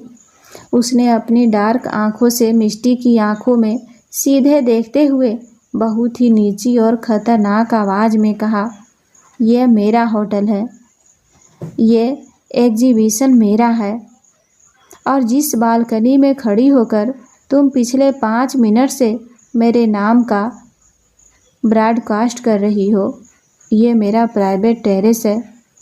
तो टेक्निकली तुम मेरे इलाके में घुसपैठ कर रही हो, लाउड स्पीकर। मिष्टी का मुंह 1 सेकेंड के लिए खुला का खुला रह गया। सिट, ये इसी का होटल है? मतलब ये शहर का आधा हिस्सा इसी का है क्या? उसने मन में खुद को गालियाँ दी, लेकिन फिर उसने अपनी हिम्मत बटोरी। ओह, तो तुम यहाँ के मालिक हो? Very good. मिष्टी ने अपनी नर्वसनेस छुपाने के लिए एक फेक ताली बजाई। तो अपने स्टाफ को कहो कि बाहर एक बड़ा सा बोर्ड लगा दे, सावधान, अंदर एक चलता फिरता फ्रीजर बैठा है जिसे लोगों की प्राइवेसी में दखल देने की बुरी आदत है। अथर्व की वो ठंडी आंखें और भी गहरी हो गई। उसने अपना एक हाथ मिष्टी के सिर के बिल्कुल पास वाली रेलिंग पर टिका दिया, जिससे मिष्टी पूरी तरह से उसके और रेलिंग के बीच लॉक हो गई। मिष्टी की सांसें तेज हो गई। वो इतनी करीब से उस इंसान को देख रही थी। उसके चेहरे पर एक भी कमी नहीं थी, लेकिन उसका वो डोमिनेटिंग एटीट्यूड मिष्टी को अंदर से डरा भी रहा था और अजीब सी क्यूरियोसिटी भी दे रहा था। तुम्हें बोलने का बहुत शौक है ना? अथर्व की आवाज़ अब सिर्फ एक फुसफुसाहट थी, लेकिन उसमें इतना पावर था कि मिष्टी को लगा जैसे किसी ने उसे सम्मोहित कर लिया हो। मुझे ऐसे लोग बिल्कुल पसंद नहीं है जो बिना सोचे समझे सिर्फ शोर मचाते हैं। और तुम सिर्फ शोर हो। और तुम क्या हो? मिष्टी ने अपनी कांपती हुई आवाज़ को कंट्रोल करते हुए सीधा उसकी आंखों में देखा। एक रोबोट जिसके अंदर कोई इमोशन नहीं है, जो सिर्फ पैसे और पावर के नशे में अंधा हो चुका है। तुम्हें लगता है तुम्हारी इस डार्क, इंटेंस और डराने वाली वाइब से मैं डर जाऊंगी? तो सुन लो मिस्टर ईगो, मैं तुम्हारी उन यस बॉस बोलने वाली एम्प्लॉयज़ में से नहीं हूँ। तुम मुझे डरा नहीं सकते। अथर्व उसे कुछ सेकेंड तक बिना पलक झपकाए देखता रहा, जैसे वो उसके दिमाग को पढ़ रहा हो। मिष्टी की वो बड़ी बड़ी आंखें, उसका वो बेबाकापन और उसके चेहरे पर वो डर और गुस्से का मिक्सचर। अथर्व ने आज तक किसी को अपने सामने इतनी हिम्मत करते नहीं देखा था। अचानक अथर्व के चेहरे से वो सारा गुस्सा और कड़कपन गायब हो गया और उसकी जगह एक बेहद खतरनाक और कॉन्फिडेंट मुस्कान ले ली। वो मुस्कान इतनी अट्रैक्टिव थी कि मिष्टी का दिमाग एक पल के लिए काम करना बंद कर गया। तुम डर रही हो? अथर्व ने बहुत ही शांत आवाज़ में कहा। उसकी नज़र मिष्टी की तेज चलती हुई सांसों और उसके कांपते हुए हाथों पर गई। तुम बस अपनी इस बकवास के पीछे अपना डर छुपा रही हो, क्योंकि तुम जानती हो कि जो तुम कह रही हो उसका अंजाम क्या हो सकता है। मैं किसी से नहीं डरती।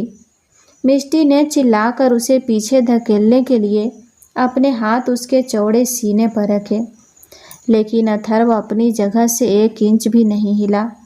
उल्टा मिष्टी के हाथों को उस हार्ड सीने और उस महंगे सूट के कपड़े के नीचे की गर्माहट महसूस हुई, जिसे उसने तुरंत झटके से अपने हाथ वापस खींच लिए। अथर्व ने अपनी एक आईब्रो ऊपर उठाई। उसकी डार्क इंटेंस आंखों में अब एक अजीब सी चमक और सार्केज्म था। सच में किसी से नहीं डरती? अथर्व थोड़ा और आगे झुका। उसकी आवाज़ अब सिर्फ एक भारी फुसफुसाहट थी जो सीधे मिष्टी के कानों में जा रही थी। अभी कुछ देर पहले तुम अपने उस वॉइस नोट में क्या बोल रही थी कि अगर मैं तुम्हें गलती से भी यहाँ दिख गया तो तुम इस बालकनी से छलांग लगा दोगी, है ना?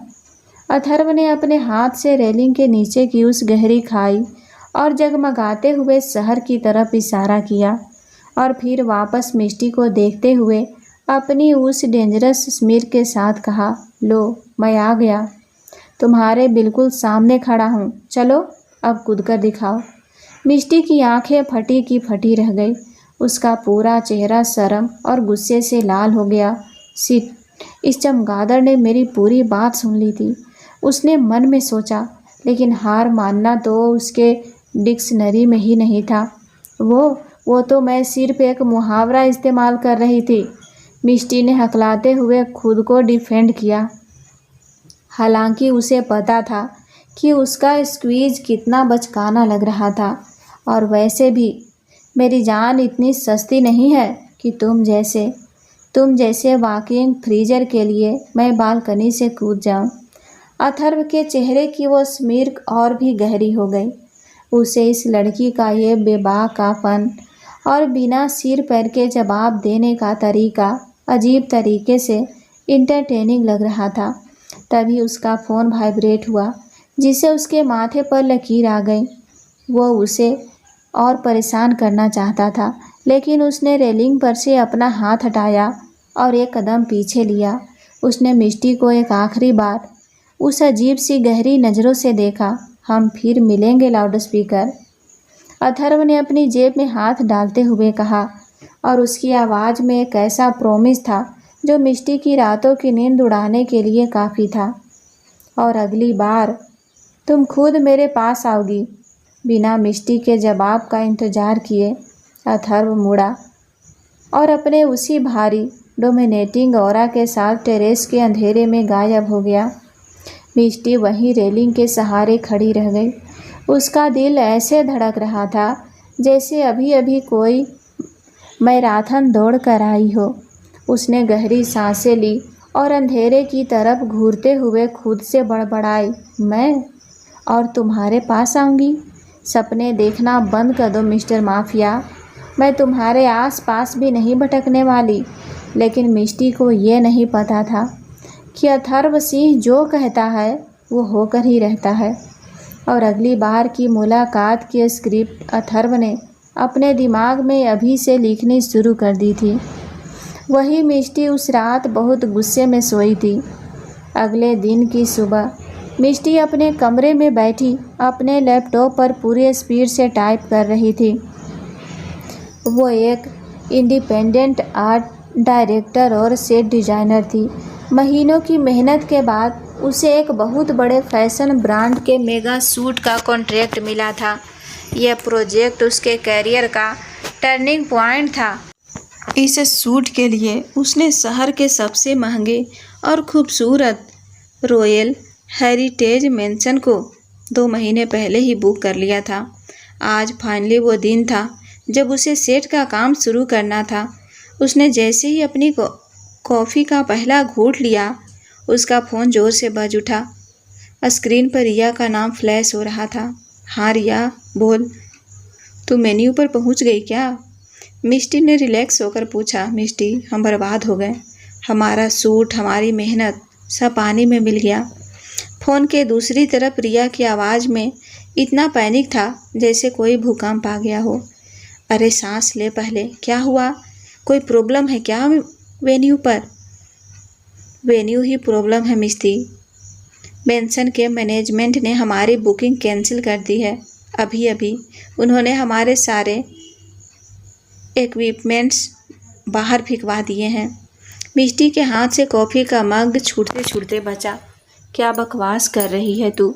हमारी बुकिंग कंफर्म थी, हमने एडवांस पेमेंट कर दी थी।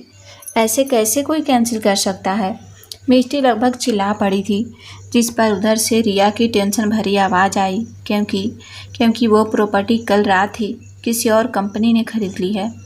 नए ओनर ने टेक ओवर करते ही पिछले सारे इवेंट्स और बुकिंग्स रद्द कर दिए हैं। ये कौन सा बेवकूफ़ ओनर है जिसे रातों रात प्रॉपर्टी खरीदने का शौक़ चढ़ा है? कंपनी का नाम क्या है?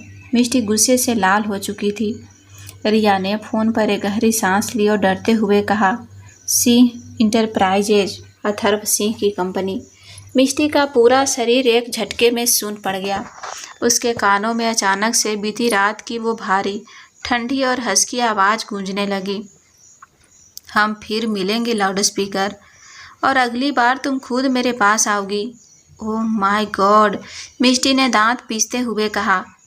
उसका दिमाग अब पूरी सिचुएशन समझ चुका था। उस वॉकिंग फ्रीजर की इतनी हिम्मत!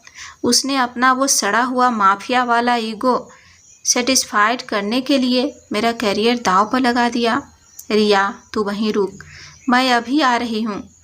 आज तो इस सस्ते जेम्स बॉन्ड का सॉफ्टवेयर क्रैश मैं खुद करके आऊँगी। सी टावर शहर की सबसे ऊंची और शानदार कमर्शियल बिल्डिंग थी। पूरी तरह से ब्लैक और रिफ्लेक्टिव ग्लास से बनी ये इमारत बिल्कुल अपने मालिक अथर्व सिंह की तरह ही कोल्ड, डार्क और इंटिमिडेटिंग थी। लेकिन मिष्टी आज किसी से डरने के मूड में नहीं थी। उसने अपने वॉर मोड वाले कपड़े पहने थे, एकदम sharp black high waisted trousers और उसके साथ एक ब्लैक रेड कलर की सिल्क शर्ट। बालों को एक टाई पोनीटेल में बांधा हुआ था और पैरों में वो ब्लैक पॉइंटेल हील्स थी जो फर्श पर पड़ते ही किसी खतरे की घंटी जैसी आवाज़ कर रही थी। वो तूफान की तरह सिंह टावर के ग्रैंड रिसेप्शन एरिया में घुसी। Excuse me ma'am, do you have an appointment? Receptionist ने उसे रोकने की कोशिश की। अपॉइंटमेंट? अपॉइंटमेंट तो बीमार लोग डॉक्टर से लेते हैं। मुझे आपके बॉस से कोई इलाज नहीं करवाना, उसे उसकी बीमारी याद दिलानी है, मिस्टी ने बिना रुके कहा और सीधे वीआईपी लिफ्ट की तरफ बढ़ गई। सिक्योरिटी गार्ड्स उसे रोकने के लिए आगे बढ़े, लेकिन तभी रिसेप्शनिस्ट के इंटरकॉम पर एक भारी आवाज़ आई, उसे ऊपर आने दो। वो अथर्व था। वो अपने ऑफिस के कैमरे से इस पूरी नौटंकी को बहुत आराम से देख रहा था। लिफ्ट सीधा 50वें फ्लोर पर रुकी। यह फ्लोर सिर्फ सीईओ के लिए था। यहाँ का सन्नाटा इतना गहरा था कि मिस्टी को अपनी ही धड़कन सुनाई दे रही थी। सामने एक बहुत बड़ा, भारी और ब्लैक वुड का दरवाज़ा था। मिस्टी ने बिना खटखटाए उस दरवाजे को ज़ोर से धक्का दिया। दरवाज़ा खुलते ही एक बहुत ही बड़ा और अल्ट्रा मॉडर्न ऑफिस मिस्टी के सामने था। पूरे ऑफिस का इंटीरियर ग्रे और ब्लैक थीम में था, जो बिल्कुल अथर्व के उस डार्क ऑरा को मैच कर रहा था। और वहाँ उस बहुत बड़ी कांच की खिड़की के सामने शहर को नीचे देखते हुए वो खड़ा था, अथर्व सिंह। उसने आज एक नेवी ब्लू कलर का 3-पीस सूट पहना हुआ था, जो उसकी चौड़ी पीठ और मस्कुलर फ्रेम पर एकदम परफेक्ट लग रहा था। दरवाज़ा इतनी ज़ोर से खुलने के बावजूद वो अपनी जगह से 1 इंच भी नहीं हिला। उसके एक हाथ में ब्लैक कॉफ़ी का मग था और दूसरा हाथ उसकी पैंट की जेब में था। तुम खुद को समझते क्या हो? मिस्टी ने सीधे फायर करना शुरू किया। वो तेज कदमों से चलकर उसके बड़े से डेस्क के सामने आकर खड़ी हो गई। क्या तुम्हें लगता है कि तुम्हारे बैंक अकाउंट्स में कुछ एक्स्ट्रा जीरो हैं तो तुम इस शहर के भगवान बन गए हो? तुमने मेरा सूट कैंसिल करवाया सिर्फ अपनी उस घटिया सी ईगो को सहलाने के लिए। अथर्व ने बहुत ही स्लो मोशन में अपना कॉफ़ी का मग डेस्क पर रखा और फिर पलटा। उसके चेहरे पर कोई हैरानी नहीं थी, बस वही खतरनाक शांत और रफ लुक था। उसकी आंखों में एक अजीब सी चमक थी, जैसे उसे पहले से पता था कि यह तूफान बिल्कुल इसी तरह उसके ऑफिस में एंट्री लेगा। उसके होठों के कोनों पर वही जानी पहचानी जानलेवा स्मिर उभर आई। तुम लेट हो, लाउड स्पीकर, अथर्व ने अपनी भारी और हस्की आवाज़ में कहा और अपनी रोलेक्स घड़ी की तरफ देखा। मैंने एक्सपेक्ट किया था कि तुम अपना तमाशा लेकर सुबह 10 बजे तक आ जाओगी। 11 बज गए। तुम्हारी स्पीड तुम्हारे बोलने की स्पीड से काफ़ी स्लो है। मिस्टी का खून खौल गया। तमाशा? मैं यहाँ तमाशा करने नहीं आई हूँ मिस्टर इगोइस्टिक वैम्पायर। मैं यहाँ तुमसे ये पूछने आई हूँ कि तुमने मेरी बुकिंग कैंसिल क्यों की? क्योंकि मैंने तुम्हारे उस सड़े हुए हाय का जवाब तुम्हारी आरती उतार कर नहीं दिया था, या इसीलिए क्योंकि कल रात मैंने तुम्हारे ही होटल में तुम्हारी सच्चाई तुम्हारे मुंह पर बोल दी थी? सीरियसली अथर्व, एक लड़की से बदला लेने के लिए 500 करोड़ की प्रॉपर्टी खरीद ली। क्या तुम्हारे पास कोई रियल काम नहीं है? खाली टाइम में लूडो खेल लिया करो यार। ये क्या साइको वाला बिहेवियर है? मिस्टी बिना ब्रेक लिए बोलती जा रही थी और अथर्व वो बस उसे देख रहा था। उसकी वो डार्क समंदर जैसी गहरी नज़रें मिस्टी के चेहरे पर ऐसे टिकी थी जैसे वो उसके गुस्से को एंजॉय कर रहा हो। जब मिस्टी की सांस थोड़ी फूली और वो रुकी तो अथर्व ने अपने डेस्क का सहारा लिया और दोनों हाथ क्रॉस करके खड़ा हो गया। तुम्हारी इमेजिनेशन तुम्हारी बकवास से भी ज़्यादा बड़ी है, अथर्व ने बहुत ही ठंडे और कैलकुलेटेड तरीके से कहा। तुम्हारी औकात इतनी नहीं है मिस मिस्टी कि मैं तुम्हें परेशान करने के लिए करोड़ों की प्रॉपर्टी खरीदूं। वो डील पिछले 2 महीनों से चल रही थी। पेपर वर्क कल रात ही फाइनल हुआ है। मिष्टी एक सेकेंड के लिए चुप हुई, लेकिन फिर उसकी आंखें सिकुड़ गईं। अच्छा, अगर डील पहले से चल रही थी तो तुमने मेरी बुकिंग रातों रात कैंसिल क्यों की? बाकी इवेंट्स तो तुमने नहीं छेड़े। अथर्व अपनी जगह से हटा और बहुत ही धीमे प्रीडेटरी कदमों से मिष्टी की तरफ बढ़ने लगा, जैसे कोई शेर अपने शिकार को कॉर्नर कर रहा हो। मिष्टी अपनी जगह पर खड़ी रही, लेकिन उसके दिल की धड़कनें अचानक से तेज होने लगी। अथर्व उसके बिल्कुल सामने आकर रुक गया। उन दोनों के बीच अब सिर्फ उस भारी डेस्क का फासला था। अथर्व थोड़ा सा आगे की तरफ झुका। उसकी वो डार्क परफ्यूम की हैवी महक ने मिष्टी के सेंसेस पर सीधा अटैक किया। बाकी इवेंट्स मैंने इसीलिए नहीं छेड़े। अथर्व ने अपनी आवाज़ को एक डेंजरस फुसफुसाहट में बदलते हुए कहा, क्योंकि उन फाइल्स में तुम्हारा नाम नहीं था। जब मेरे सेक्रेटरी ने मुझे कल रात उस प्रॉपर्टी की पेंडिंग बुकिंग्स की लिस्ट दी और मैंने उसमें मिष्टी डिजाइनर स्टूडियोज का नाम देखा, तो मुझे वो बालकनी याद आ गई और तुम्हारा वो दावा याद आ गया कि तुम मेरे आसपास भी नहीं भटकने वाली। अथर्व की वो डार्क आंखें सीधे मिष्टी की आंखों में झांक रही थी। मैंने तो सिर्फ एक फ़ोन कॉल किया था तुम्हारा सूट कैंसिल करवाने के लिए, और देखो तुम खुद भागती हुई मेरे ऑफिस में आ गई। मिष्टी ने अपने गुस्से को कंट्रोल करने के लिए डेस्क के किनारे को जोर से पकड़ लिया। तुम सच में एक बहुत ही घटिया इंसान हो। तुमने मेरा करियर दांव पर लगा दिया, सिर्फ ये साबित करने के लिए कि तुम सही थे। मेरी प्रॉपर्टी मुझे वापस करो। मैंने पैसे दिए हैं उसके लिए। प्रॉपर्टी अब मेरी है और मैं कोई चैरिटी नहीं चलाता। अथर्व ने वापस सीधा खड़े होते हुए कहा। उसके चेहरे से अब वो स्मिर्क गायब हो चुकी थी और वो वापस उसी रफ और डोमिनेटिंग माफिया बॉस मोड में आ चुका था। तो तुम्हें क्या चाहिए? मिष्टी ने अपनी ठूठी हवा में उठाते हुए पूछा। तुम चाहते हो कि मैं तुमसे भीख मांगूं, सॉरी बोलूं? तो सुन लो, मैं ऐसा कुछ नहीं करने वाली। मैं अपना इवेंट कहीं और शिफ्ट कर लूँगी, लेकिन तुम्हारे सामने नहीं झुकने वाली। तुम कहीं और शिफ्ट नहीं कर सकती और ये बात तुम भी जानती हो। अथर्व ने उसकी आंखों में देखते हुए कहा, तुम्हारे पास सिर्फ 2 दिन बचे हैं और शहर की कोई भी दूसरी प्रॉपर्टी उस लेवल की नहीं है। अगर वो सूट नहीं हुआ तो तुम्हारी मार्केट रेपुटेशन 0 हो जाएगी।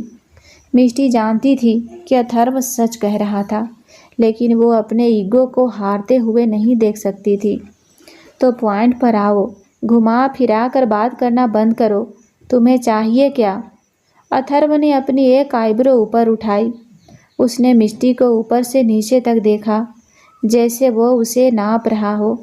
मुझे वो चाहिए जो तुमने मेरे होटल की बालकनी में बैठकर कहा था कि तुम कभी नहीं करोगी।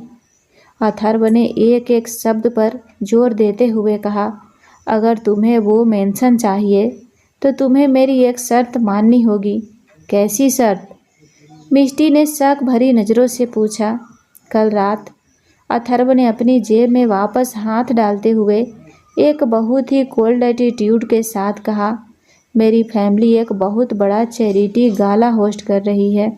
शहर का हर बड़ा इंसान और सारा मीडिया वहाँ होगा और तुम कल रात उस पार्टी में मेरी डेट पर बनकर चलोगी। मिष्टी की आंखें फटी की फटी रह गई। क्या? Are you out of your mind? मैं और तुम्हारी डेट? क्यों? क्या तुम्हें अपने साथ ले जाने के लिए कोई ऐसा इंसान नहीं मिला जिसके अंदर सच में जान हो, या तुमने अपनी सारी रोबोट दोस्तों को चार्जिंग पर लगा रखा है? अथर्व की आंखों में मिष्टी के इस ताने से कोई फर्क नहीं पड़ा। मेरे दादाजी को लगता है कि तुम मेरे लिए परफेक्ट चॉइस हो और वो मेरे सिर पर नाच रहे हैं कि मैं तुम्हें अपनी लाइफ में जगह दूं।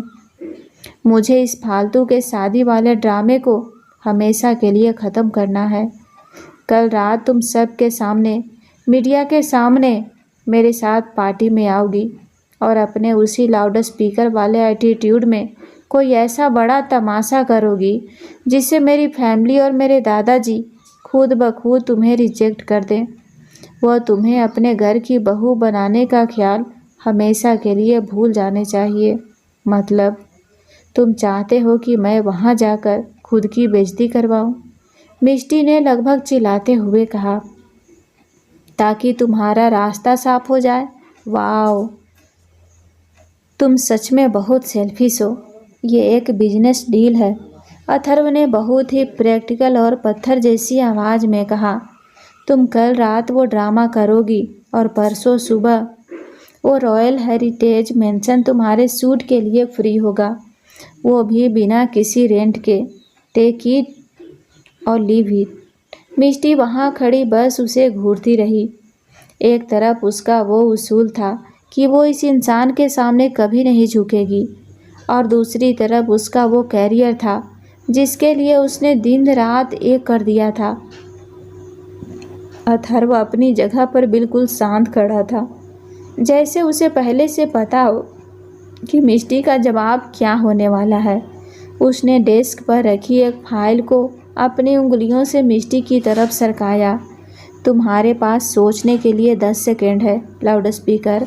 तुम्हारा टाइम अब शुरू होता है। 10 सेकेंड। मिष्टी ने एक सूखी और बेहद सार्केस्टिक हंसी हंसी। उसकी आंखों में इस वक्त सचमुच शोले भड़क रहे थे। अपने ये 10 सेकेंड अपने उस महंगे इटालियन सूट की जेब में ही रख लो मिस्टर अथर्व सिंह, क्योंकि मिष्टी किसी के इशारों पर नाचने वाली कठपुतली नहीं है। उसने अथर्व के डेस्क पर रखे उस फाइल को जोर से अपनी उंगलियों से वापस उसकी तरफ खिसका दिया। तुम्हें क्या लगा तुम अपनी दौलत और इस सस्ते माफिया वाले एटीट्यूड से मुझे डरा दोगे और मैं तुम्हारी इस घटिया सी डील के लिए हाँ कर दूंगी? तुम अपनी फैमिली के सामने तमाशा करवाना चाहते हो ना, तो जाकर किसी स्ट्रगलिंग एक्ट्रेस को हायर कर लो। मैं आर्ट डायरेक्टर हूँ, तुम्हारी कोई किराए की गर्लफ्रेंड नहीं। अपनी ये सड़ी हुई डील अपने पास रखो, मैं अपना सूट कहीं और कर लूँगी, लेकिन तुम्हारे सामने कभी नहीं झुकूँगी। इतना कहकर मिष्टी झटके से पलटी और बिना अथर्व का कोई भी रिएक्शन देखे अपनी हिल्स ज़मीन पर ज़ोर ज़ोर से पटकते हुए उस आलीशान ऑफिस से बाहर निकल गई। अथर्व ने उसे रोका नहीं, वो बस अपनी जगह पर खड़ा उसे बाहर जाते हुए देखता रहा और उसके चेहरे पर वही सातिर कॉन्फिडेंट मुस्कान तैर गई। उसे पता था कि ये गेम अभी ख़त्म नहीं हुआ है। मिष्टी आग बबूला होकर सिंह टावर से बाहर निकली और पार्किंग में खड़ी अपनी कार में जाकर बैठ गई। उसने स्टीयरिंग व्हील्स पर जोर से हाथ मारा। इडियट, पागल, घमंडी। उसे लगता है वो पूरी दुनिया खरीद सकता है। उसने अभी अपनी कार स्टार्ट ही की थी कि उसका फ़ोन पागलों की तरह बजने लगा। स्क्रीन पर उसके बॉस कबीर का नाम फ्लैश हो रहा था। मिष्टी ने गहरी सांस ली और फ़ोन उठाया। Yes boss. यस बॉस नहीं Mishti, what the hell is going on? Phone के दूसरी तरफ से कबीर की चीखती हुई आवाज़ आई। क्लाइंट्स का दिमाग ख़राब हो गया है। वो इंटरनेशनल ब्रांड है मिष्टी। उनके मॉडल्स कल सुबह फ्लाइट से लैंड कर रहे हैं और तुम कह रही हो कि हमारे पास शूट के लिए लोकेशन नहीं है। उन्होंने साफ धमकी दी है कि अगर कल सुबह तक रॉयल हेरिटेज मेंशन या उसके लेवल का कोई सेट रेडी नहीं मिला, तब वो ना सिर्फ कॉन्ट्रैक्ट कैंसिल करेंगे बल्कि हमारी कंपनी पर 10 करोड़ का मुकदमा ठोकेंगे। बॉस, आप पैनिक मत कीजिए, मैं कुछ और जुगाड़ कर रही हूँ। मिष्टी ने अपनी कांपती आवाज़ को संभालने की कोशिश की। क्या जुगाड़ करोगी तुम? पूरे शहर में उस लेवल की कोई दूसरी प्रॉपर्टी नहीं है। मुझे नहीं पता तुम क्या करोगी मिष्टी, लेकिन मुझे वो मेंशन चाहिए एनी हाउ। अगर ये डील हाथ से गई तो तुम्हारा कैरियर और मेरी कंपनी दोनों सड़क पर आ जाएंगे। कबीर ने फ़ोन काट दिया। मिष्टी के हाथ से फ़ोन छूटकर कार की सीट पर गिर गया। उसका सिर अब सचमुच फटने लगा था। उसकी कनपटियों की नसें ज़ोर ज़ोर से धड़क रही थी। उसने अपना सिर स्टीयरिंग व्हील पर टिका लिया। ऐसा लग रहा था जैसे किसी ने उसके दिमाग में टाइम बम फिट कर दिया हो, जो किसी भी सेकेंड ब्लास्ट होने वाला था।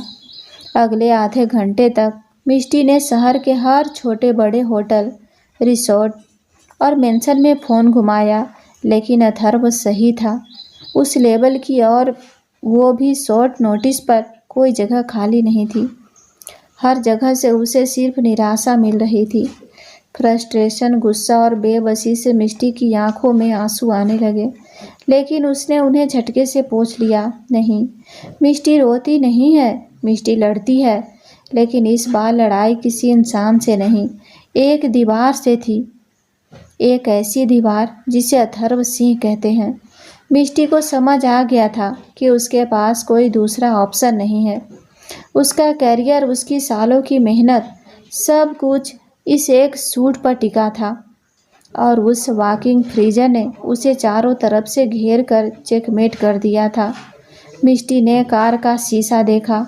उसकी आंखें गुस्से से लाल हो चुकी थी और उसका पूरा शरीर फ्रस्ट्रेशन से कांप रहा था।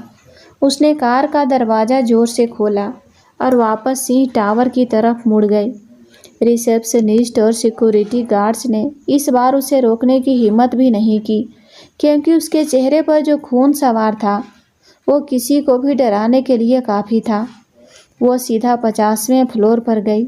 उसने अथर्व के केबिन का भारी वॉकवुड दरवाज़ा इस बार इतनी ज़ोर से धक्का देकर खोला कि वो दीवार से टकराकर तेज आवाज़ के साथ बाउंस हुआ। अथर्व बिल्कुल उस पोज में अपनी लेदर की रिवॉल्विंग चेयर पर बैठा था, एक पैर दूसरे पैर पर रखे हुए। वो अपने हाथ में एक महंगा पेन घुमा रहा था। मिष्टी को ऐसे तूफान की तरह वापस अंदर आते देख उसके चेहरे पर कोई हैरानी नहीं हुई, बल्कि उसकी वो खतरनाक अस्मीर कब और भी गहरी हो गई, जैसे कोई शिकारी अपने जाल में फंसी मछली को देखकर मुस्कुराता है। Welcome back, loud speaker. Atharva ने पेन को टेबल पर रखते हुए बहुत ही शांत और भारी आवाज़ में कहा, मैंने कहा था ना, तुम खुद मेरे पास आओगी। चुप रहो तुम। मिष्टी चीखते हुए आगे बढ़ी और उसने अपने दोनों हाथ अथर्व के डेस्क पर जोर से पटक दिया। वो इतनी तेज़ी से सांस ले रही थी कि उसका पूरा शरीर कांप रहा था।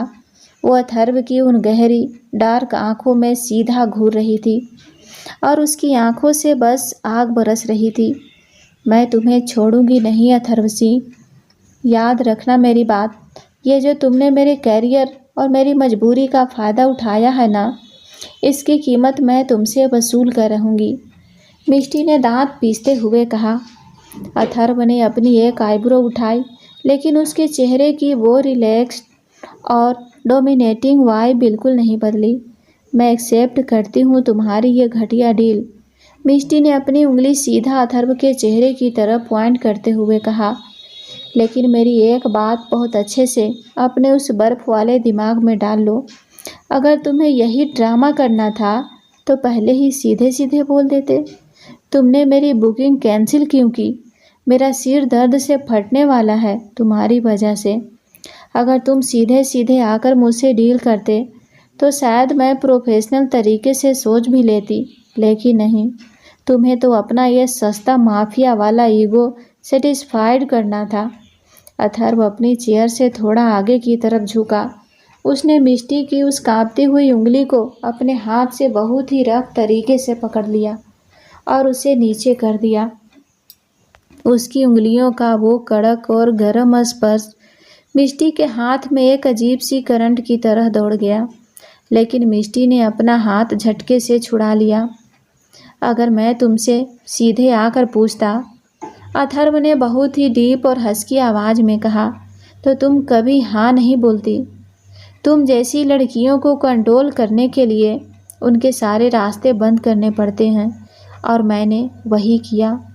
मिष्टी की नफ़रत और बढ़ गई। तुम इंसान नहीं, एक चलता फिरता मैनिपुलेटर हो।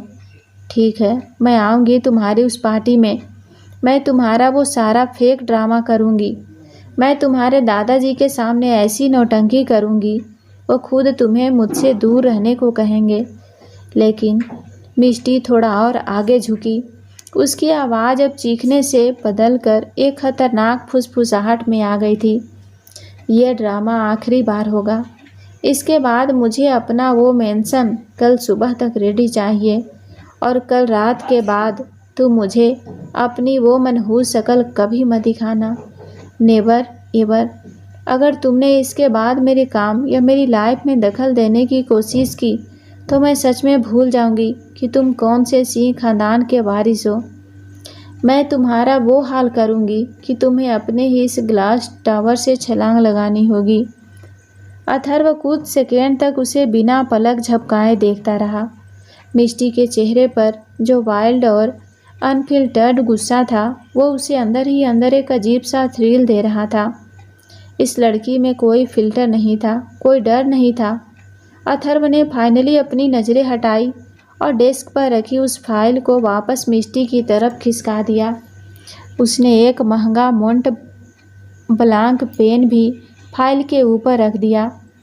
मुझे तुम्हारे इस लाउड स्पीकर वाले भाषण में कोई इंटरेस्ट नहीं है, अथर्व ने बहुत ही कोल्ड और पत्थर जैसी आवाज़ में कहा। यहाँ साइन करो। कल रात 8 बजे मेरी कार तुम्हें पिक करने तुम्हारे घर के नीचे होगी। Be ready. और हाँ, कोई ऐसा वैसा तमाशा मत पहन कर आ जाना।